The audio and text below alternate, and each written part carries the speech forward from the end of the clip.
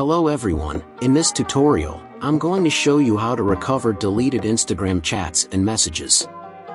Have you accidentally deleted a meaningful chat or message on Instagram? Don't worry! We understand the frustration and the fear of losing valuable conversations, and that's why we've created this step-by-step tutorial. Before we start, leave a like and subscribe for more tutorials like this. First, open Instagram app on your device. Next, go to your profile by tapping on the profile icon in the bottom right corner of the screen. Once you're on your profile, tap on the three horizontal lines in the top right corner of the screen. This will open the side menu, and go on Settings and Privacy.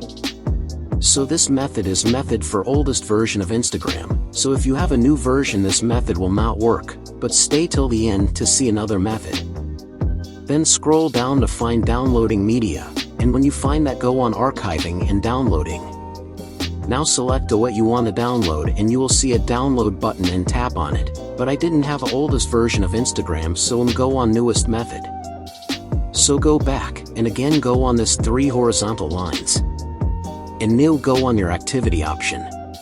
Then scroll down to the bottom of page, and you will see a download your information, and go on it.